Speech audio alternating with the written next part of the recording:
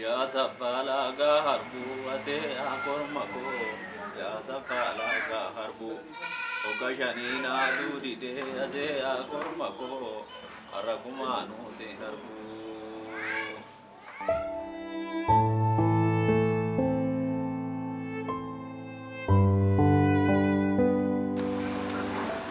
جول إيدر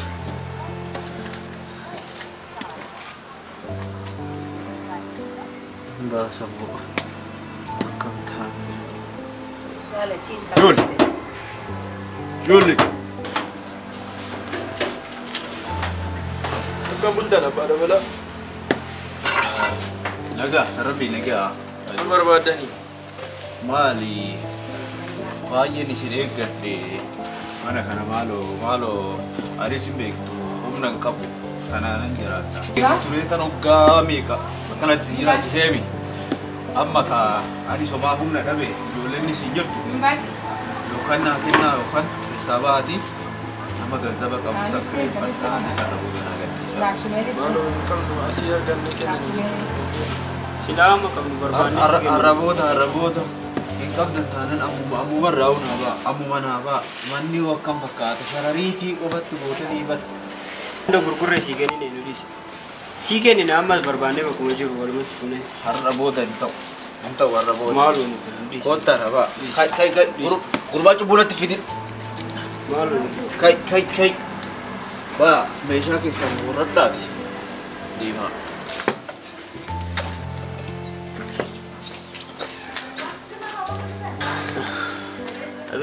tabe dua tu sistem mana agar sistem ya asbaknya saya jirat mal gona re abba dabala mal kam nanu tiya kuma betu sani wanta wan kam nulle wan matin kenya nu disan ille gurgurre krasi ni kafala turre mana karate hilleme balle chitani nadura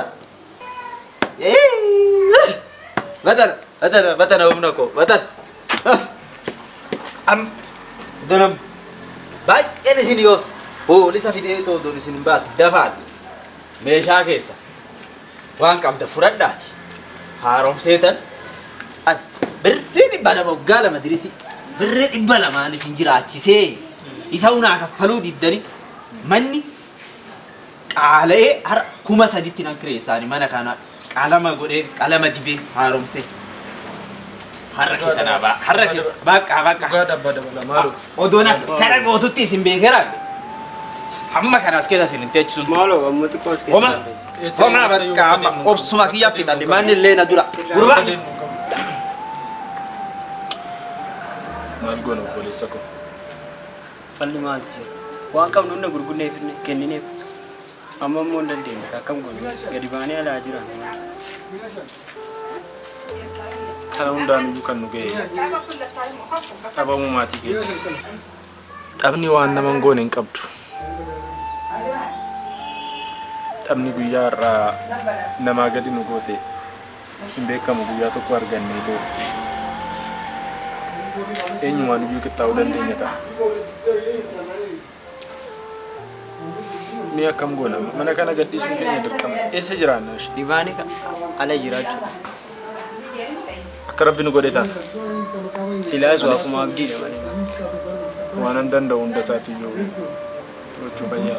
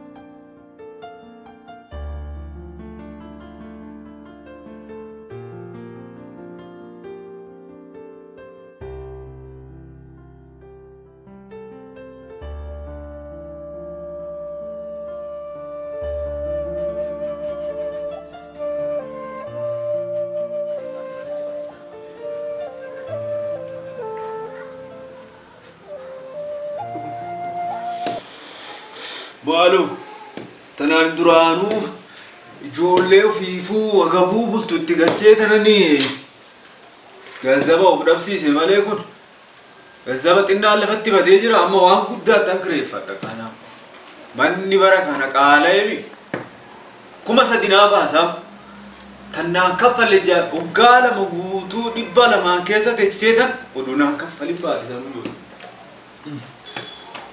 amma gatii guddaa naa baasa hafte tana cinaa tana ittuma deddeebisii wal fakkeessi haa bareedu akka ija namaa kaasutti.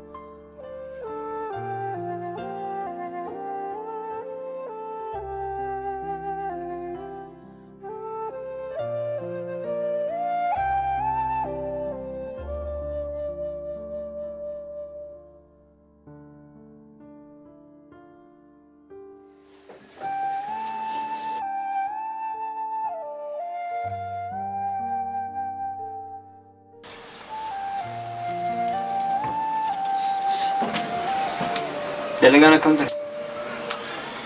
Dalagaan irraa waan dubbatanii miti. Baay'ee tokko nama gaddisiisa. Waanuma nyaata ittiin bitannu illee osoo hin dalagitin hin dhufeera.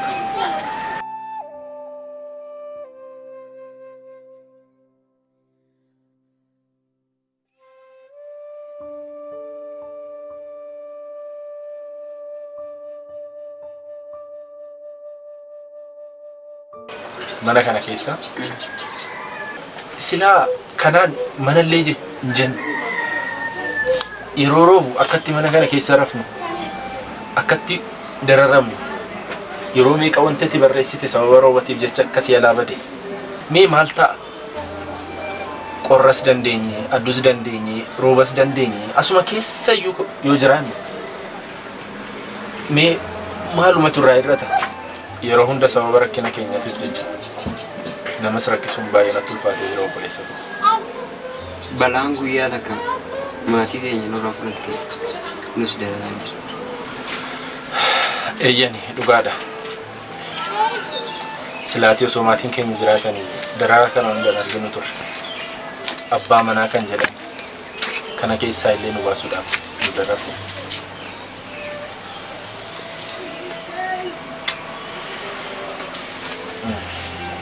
Darbuun isaan oolu. Anis namni maraata dhufee dalagaan dhufeessu akkana jira.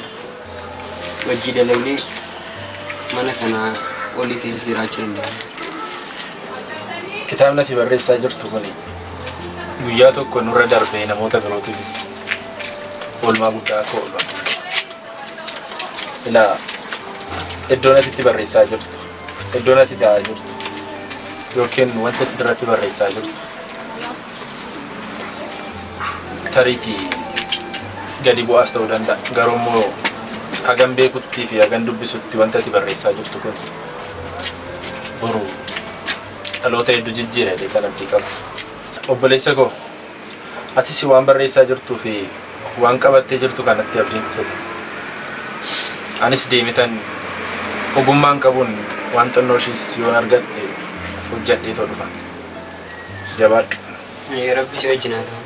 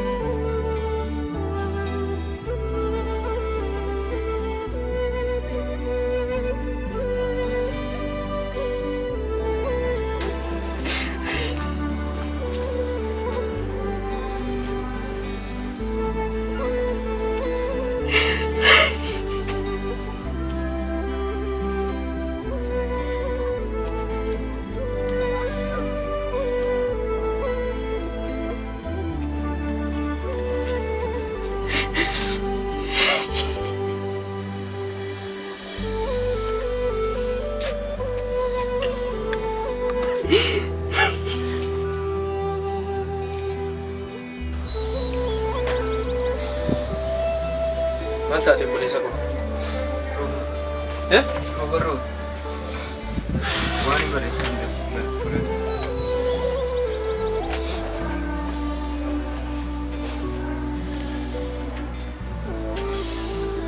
Rubasii akka gajabsee argika kana keessaa illee bahan hin jedhu. Kunoo mee maalidha? Maal garaagarummaan isaa ala miti kan galaa jiru? Maal rakkoo qaba kana keessa hoo jiraanne mee nuti? Maal rakkoo qaba? Dhiisi. Kuni waan yaada sammuu keetiiti malee waan bitamu miti. Barreessuu hin dandeessa guyyaa haalli mijate. Guyyaa tokko wanti hundi isaatu iyyuu sirrachuun isaan oola. Obboleessa koo waan an hojjedhe guyyaa har'aatiin mee tana qammasi nyaadhu.